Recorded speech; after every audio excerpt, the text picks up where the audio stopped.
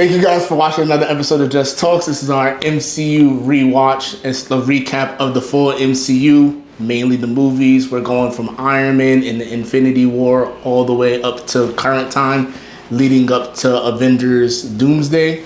My name is Jamal. I'm here with Ramon. Today, this episode is about Captain America 1, the first Avenger. The First Avenger, yeah.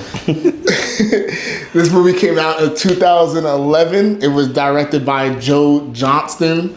And the significance of Joe Johnston, he directed some of the movies from our childhood. Yeah. He directed the first Jumanji movie, the original. He directed Honey, I Shrunk the Kids. And classic. I am a fan of the Jurassic Park movies, which I know a lot of other people are as well. He directed Jurassic Park 3. Yeah. So it's funny to see that catalog of movies and then pan over to Captain America. It's like, how the hell did you get over here? Exactly. You know? But, you know, Kevin Feige has a thing, you know, with nitpicking and getting certain pieces on the board to, I guess, build the MCU. So he had a certain vision, and glad it was Joe Johnston because First Avenger was pretty good. So. Yeah, it was definitely an epic movie. Seeing the progression of the MCU so far. Yeah. Especially being that this is the last movie right before Avengers. To see the go from Iron Man 1, a little bit of a fall off when you get towards Thor, but then they pick it back up right before they go absolutely insane. Because after we get to Avengers and forward, they just go absolutely nuts for the Infinity Saga. Yeah. The main premise of Captain America, the First Avenger, was Steve Rogers. He wanted to fight in the war because he, quote unquote, I don't want to kill anyone. I don't like bullies. I don't care where they're from. And he just wanted to stick up for the little guy. And it just showed the progression of what somebody with heart that didn't take no for an answer, like what that actually looked like. And that was pretty much the premise of the entire movie. Yeah. I don't think that we need to like go too deep into it because there was no like, outside of him getting powers, he didn't really change as a person. Like how Tony went from this arrogant person to wanting to be a hero. There was no change like that, especially with Thor, when we talked about last week. He didn't have like he went through a change in his life. This is basically a showcase of a person who's like honorable throughout the whole film, because even like in the early scenes when he's chatting it up with the doctor the night before the enhancement or whatever, he explains that the serum just enhances what you already are. So what good is great, what's bad is becomes worse. So we get to see like, okay, Steve Rogers was meant to be the First Avenger, you know. So exactly. we never got, this isn't a story of someone going through those type of tribulations. It was more like, okay, this is someone who has had the courage to be, you know, quote unquote, the first Avenger, and like want to be part of the, you know, World War, what is it, 2 at this point? World War II, yeah. You know, so to see the courage that he had when he looked in the mirror and he didn't see much, but he still saw enough to be able to, you know, like get to that point. When he got to the, it was like that first version of like a Stark Expo when they had that little like science exhibit thing, and they had the projector where you can stand up and you can see yourself, what you would look like. It projects the light into a military suit, and you basically just see the top of his head because he was too short. He's not even tall enough. To the thing, but it's like it shows like he grew into it. You know, I mean, they kind of made this same reference later on in another movie that's not part of the MCU, but it's still Marvel with Spider-Man. And when they did Into the Spider-Verse, the very first one, and you see Miles when he buys the suit from Stan Lee, and he's like, you'll grow into it eventually. Can I return it if it doesn't fit? It always fits. Eventually. And then he goes to Peter's lair and he stands up to other versions of Peter's suits, and he's like way too short. And then later on in the movie, when he comes back and he feels ready to go fight, he grows into it. So same kind of like story of somebody that wants to be great. It just takes time for them to end up getting there. Both of them being from Brooklyn. So I think that's pretty cool. Yeah, for sure. No. Chris Evans as Captain America. We have to like really like go into like giving him his credit because of him. First off, I think he is one of the first people to play 2 roles in Marvel. I think he's the first, if I'm not mistaken, because he was Johnny Storm in the original second Fantastic Four, but the first official Fantastic Four. He was Johnny Storm, which the roles are completely different. Him and Johnny Storm in 2 different sides of the spectrum. Johnny Storm, the playboy, super talkative. He's kind of more like in the Tony Stark-esque type of dude. You know, still kind of cockier a little bit, a little bit more arrogant. Yeah. You know, not as smart, I would say. But he was younger. Yes. Too, so it kind of like played into that role as well. And because he was the young, immature, he did that role really, really well. Like, that was my Johnny Storm until we got to Joseph Quinn, which I think I might say that. Give him some time. Chris Evans is still I'd probably say that he's probably still better at. Yeah, I think so. Okay. I think I'd say that. But you could see the difference between him as, like you're saying, the goofy, like playboy kind of person, to now being this super duper humble guy that just had this one mission, like we were already saying, as Steve Rogers. I think it's cool that it shows his range at the same time, because, you know, the Fantastic Four films were roughly 5 years prior, you know, like even, you know, more over 5 years, I'd say. So he's had time to kind of like get experience, you know. I don't know how many films he's done in between, but, you know, he's got a good catalog as well. Chris Evans has been in a lot of films. But I would have thought the guy from Not Another Teen Movie. Oh my God, it's Jake. Oh, he's so fine. Exactly. By the time, here's the thing though, some of these, I don't know if he was in the spotlight very much, but by the time we see him come out the pod and he's got the serum in him, I wasn't, you know, I didn't know he was that ripped up like that. For like, he was really broad. Like, I wasn't expecting that, because, you know, Johnny Storm wasn't that at all. So you can definitely see the experience gained, the knowledge gained, the wisdom. And he literally went from the Human Torch to Captain America. So my book is definitely a win-win. You know, Captain America has been in almost over half the MCU movies at this point. So yeah, pretty much. I mean, it's at this point you almost can't do some of the bigger movies without him. Yeah, it's some exactly. Form of fashion, even if it's not Steve, and then you have Peggy. You need some sort of captain in there. Yeah, something.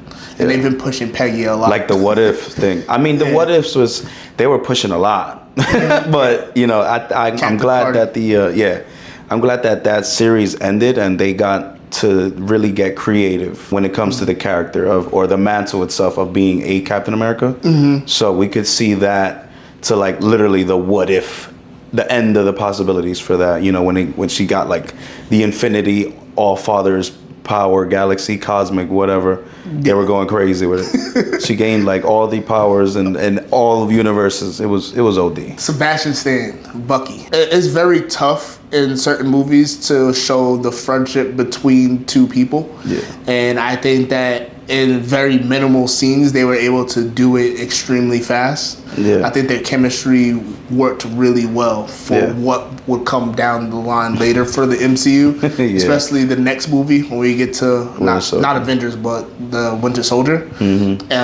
Because you see like the emotion, like in the movie when Captain America, he gets the serum, right, and he hears that the 107 has been captured or killed, and he knows that is Bucky's fleet, and he wants to go try to see if it's any possibility that he's able to save him. Yeah, he disobeyed orders. He went into this super super layer that's supposed to be weapons facility, supreme lockdown. Yeah, broke in on the first day as Captain America.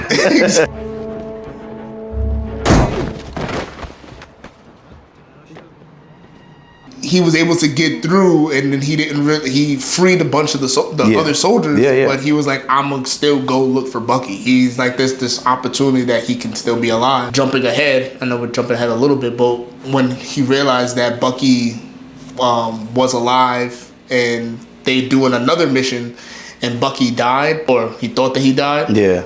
the rest of the movie, he's straight business for the rest of the movie. Yeah, no, yeah, for real. I don't think he smiled again after that. Yeah, no. To be honest, he was serious the rest of the movie. Yeah. Yeah, so that was really tough for them to portray that, and I think that their chemistry. They had really good, him and Sebastian. I guess they had really a good on-screen, like you say, on-screen chemistry, where even just those scenes where he's looking for his keys and he knows that it's under the rock or whatever, way early on in the film, it's just these small little like tidbits that just shows like, okay, this is what matured brotherhood looks like. Like they've known each other for a while, they've got each other's backs. Even when he was getting beat up by that guy with the shield.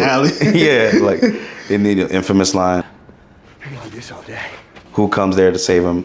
Bucky. So I think, like you said, with the small scenes that they were together in, they did well portraying their brotherhood, you would say. I'm with you to the end of the line, pal.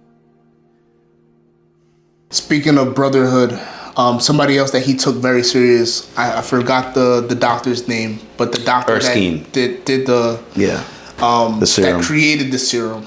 And he was the one that pretty much handpicked Steve, which is crazy because he kind of at the right place at the right time. In their conversation. That was, that it's kind of funny when you think back there at the Stark Expo, the expo that Howard left behind for Tony to use to, create the perfect arc reactor, and then you have Erskine just crawl in at the perfect time to hear him. Steve and Bucky arguing over what's right and what's wrong, and it just gives him like, okay, here's this small guy that he's shown in this overheard conversation. He's shown me more courage than most of these guys who are jacked up and ready to go to war for Yeah, the juice heads that are just exactly. So then he catches him on his fake little doctor exam, and he just gives him like a couple questionnaires. See pick his brain, where his heart is, where his mind is.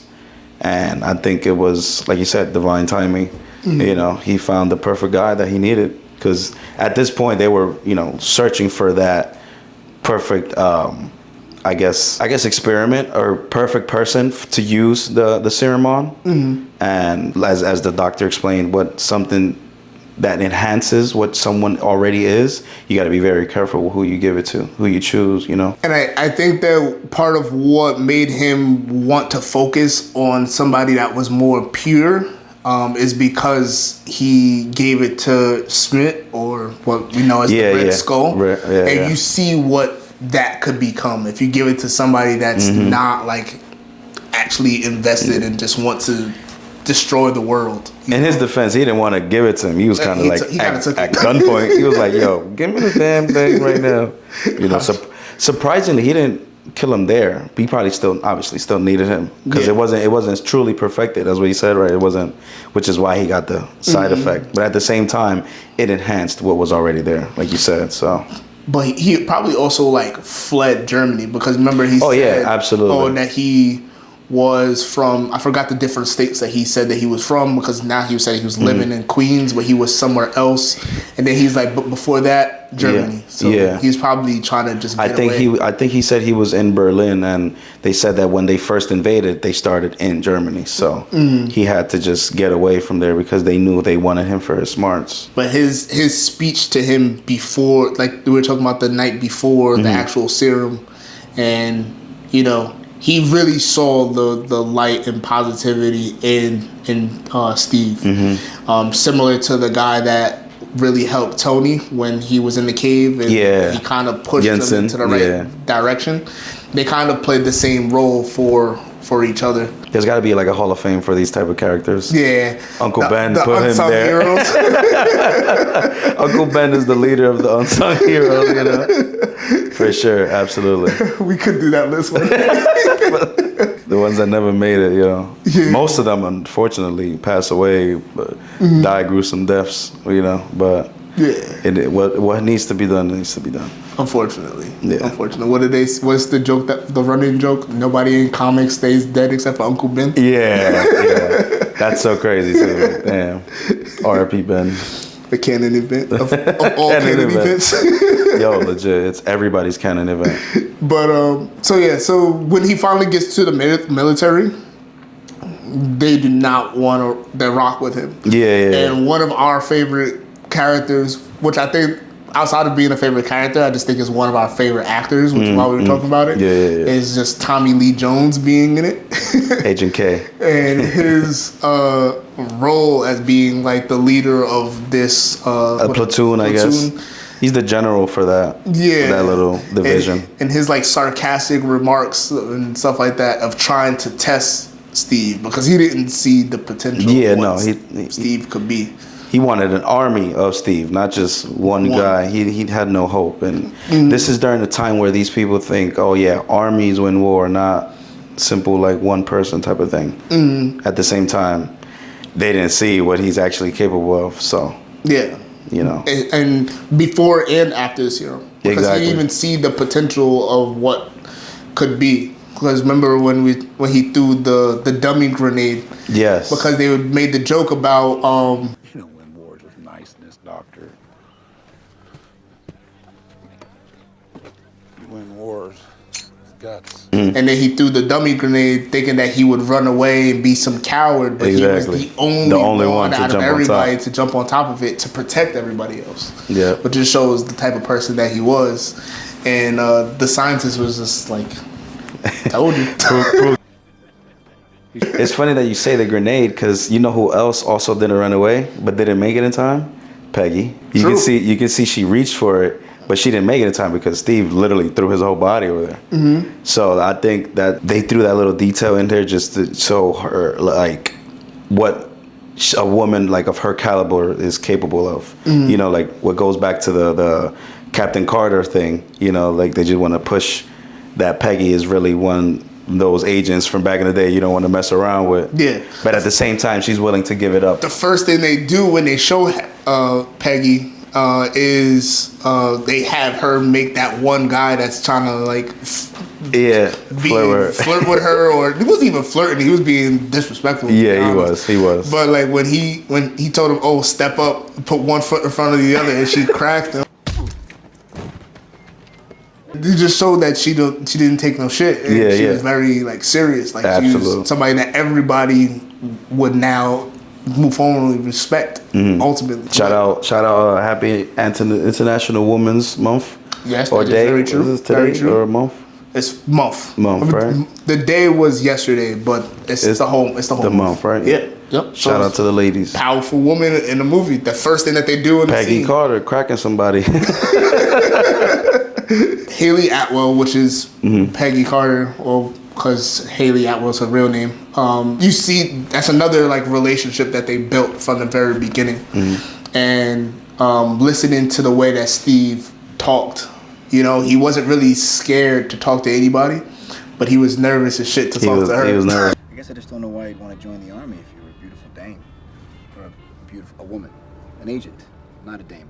You are beautiful, but You have no idea how to talk to a woman, do you? I think this is the longest conversation I've had with one.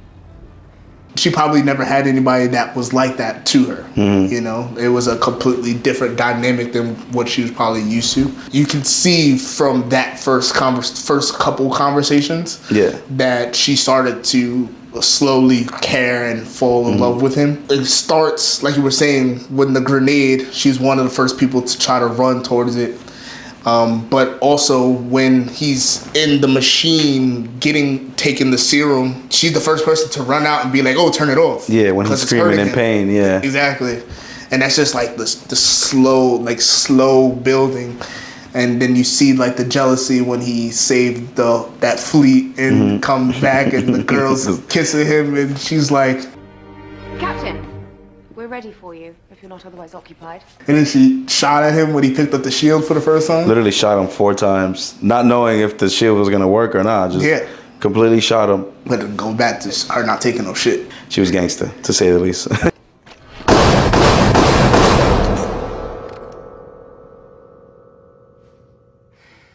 Yes, I think it works. Talk about how the military wasn't taking him serious. They saw him as a joke. Yep. He was drawing his sketch pad and he's like a dancing monkey. Yeah. And they had him wear the suit for the first time. And it was super accurate. Yeah, it was just, it looked like it was sewn together like with like tapestry and cloth, like very very poor material at the time. You know. Yeah. Had the A with the wings and the bubble. What is it? The bushwhacking boots or whatever they called.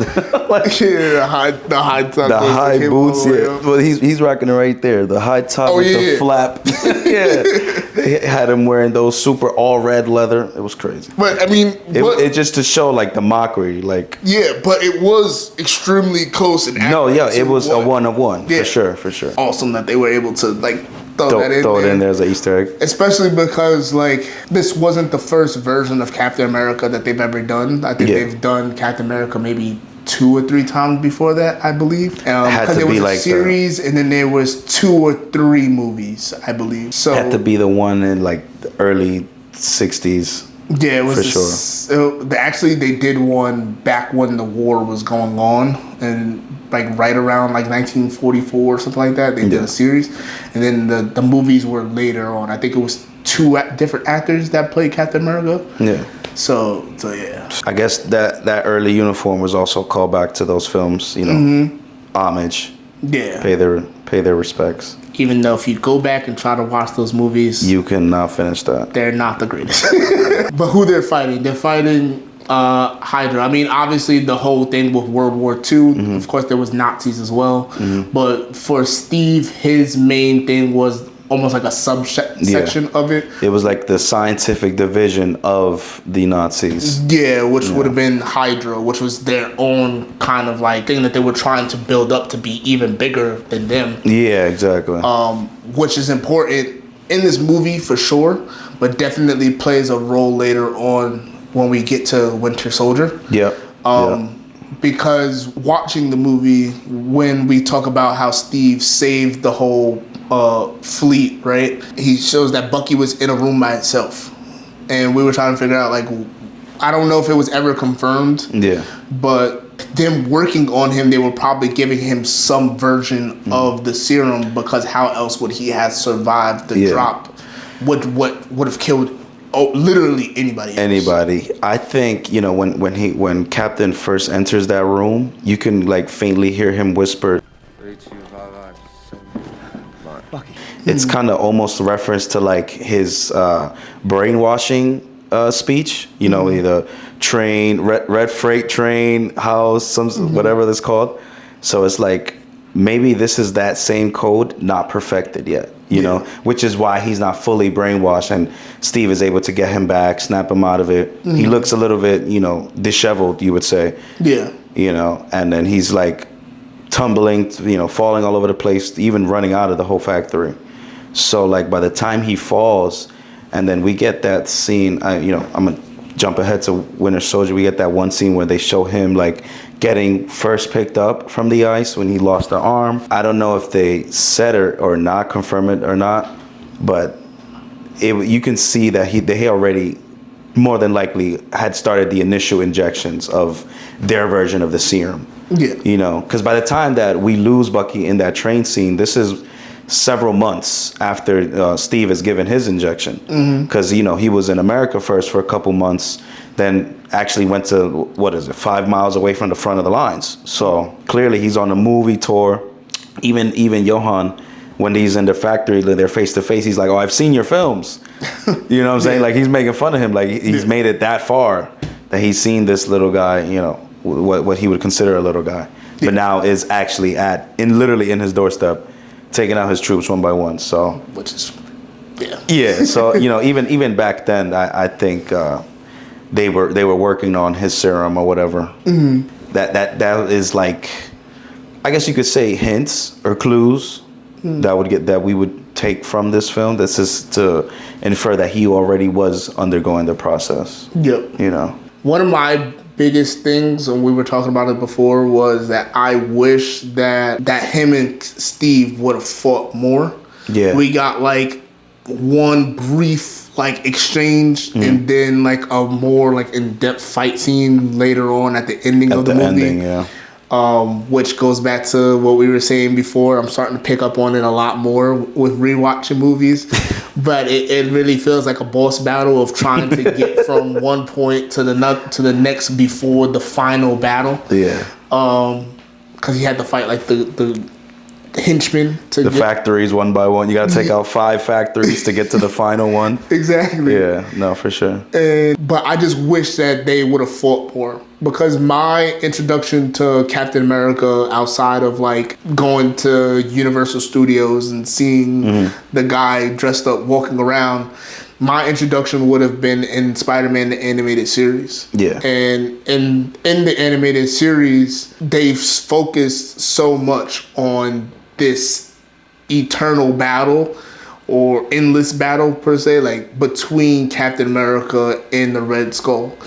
When they pulled them out from, because they came from different dimensions or whatever, and they were just already fighting, and it's just like this constant thing that's always going on.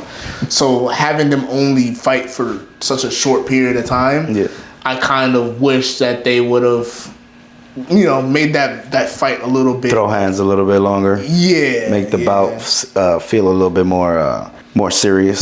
Some more stuff at stake. I mean, yeah, that would have been nice. Imagine like a fight scene that we got in Winter Soldier between Bucky and Cap, but with Red Skull and Cap. Like, in this film's defense, I don't think Red Skull got hands like that, to be honest. He's just a powerhouse. He's just gonna use his, super soldier strength and just try to knock things out. He was using all the tech he had against Cap too. His little revolver with that sounded like almost like premature Iron Man suits. Yeah, the repulsor sound. Repulsor sounds. Exactly. So all the tech that they had sounded like that, because it wasn't just that. His personal gun. It was all the weapons that they had for Germany, which it'd be interesting to see, because I don't think that Tony necessarily created his suit necessarily all the way from scratch. I think that he probably got bits and pieces from stuff that he already knew. And I'm more than likely his dad probably had some of that tech from when they invaded. Because Absolutely. all of it was like that. Like, there was one scene when they had Cap stuck between 2 guys with the fire, and that was kind of like the Mark 1 when the Mark 1 shot out fire the same exact way when he was getting out the cave. And then all the guns and cannons on their tanks all had that same repulsor sounding. Yeah. I 100% don't doubt that Howard Stark definitely picked up some plans along the way during these war times, put it in his blueprints, and remember he left that whole expo kind of like physical diagram for him to create the new element and stuff like that. So I definitely do not doubt that Tony got some of that inadvertently. Like he probably didn't know. 100% wouldn't know that it's coming from Hydra actually, but at the same time they were kind of working with similar energy sources. Yep. And then speaking of energy sources, the Tesseract. I think this is the first time that we're getting any of because it's the Infinity Saga. Right. This is the first piece of the Infinity Saga. Yeah. Would be the Tesseract. It would be the Space Stone. And we're learning about like that it has some unbelievable amount of power. Well, it was in the post-credit scene of Thor. But the actual like full like them actually trying to use it and trying to see what it does. And you see that there was bits and pieces of them trying to make it do something. You see Zola, which is another important character that we talk about later in another movie when we get to Winter Soldier. But we see him fiddling with it and adding all these contraptions to it and trying to make it do something. And you see that it's trying to open a doorway to something. We have no idea what the doorway is until we get to the end when Cap hits Red Skull into it and he picks it up, and then it just beams into the sky and you see space. You see like the cosmos and stuff. Yeah, and it's the first time of us being able to see like, oh shit, like this could lead to otherworldly even bigger shit. world. No, that's true. Back then I didn't really think much of it. Like we knew we were going towards the Avenger-esque type of thing, but like really cosmic stuff so early on, like Thanos was not even in a thought of mine at that time. So to see them tease it that early on, really well planned. Yeah. In my opinion. For sure. We never truly know what actually happened to Red Skull until like 20 films later, you know. Yeah, we get to Infinity War. To see that, actually thinking about Red Skull himself, the actor Agent Smith, like grade A choice, phenomenal choice, and then you have Ross Marquand. He did the second version of Red Skull in the Infinity War era, But they were like so. and it was synonymous. like you can't even tell the difference of. Yeah. It was the CGI on that second Red Skull was like perfect.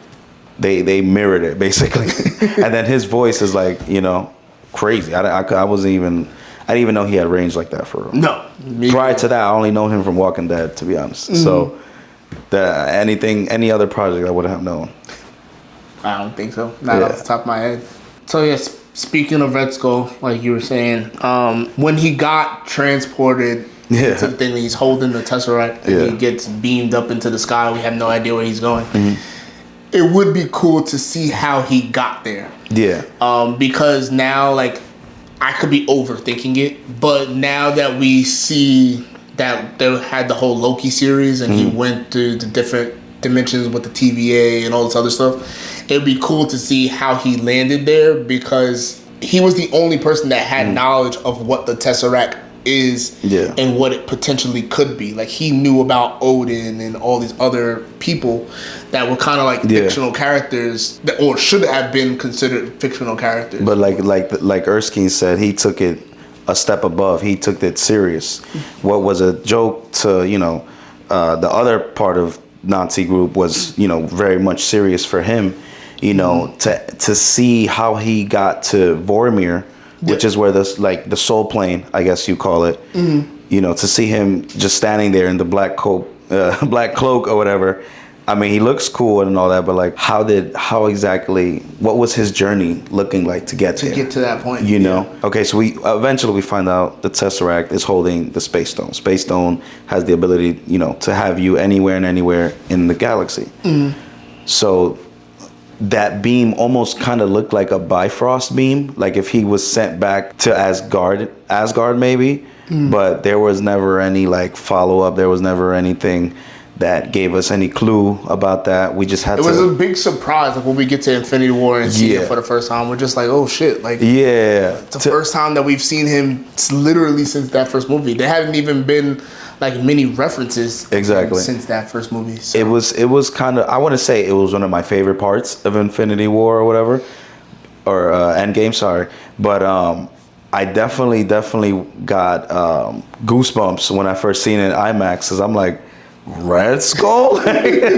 nobody expect him to be, I guess, the person they choose for this moment in the story, because obviously they needed a very strong, very iconic Marvel character to play this role of Grim Reaper. Soul for soul. Like, you want this stone, somebody got to give it up, and it just happened to be one of the Marvel's best duo, Black Widow, Hawkeye, like the Bermuda battle or whatever it is. So they eventually have to, one of them gets sacrificed or whatever.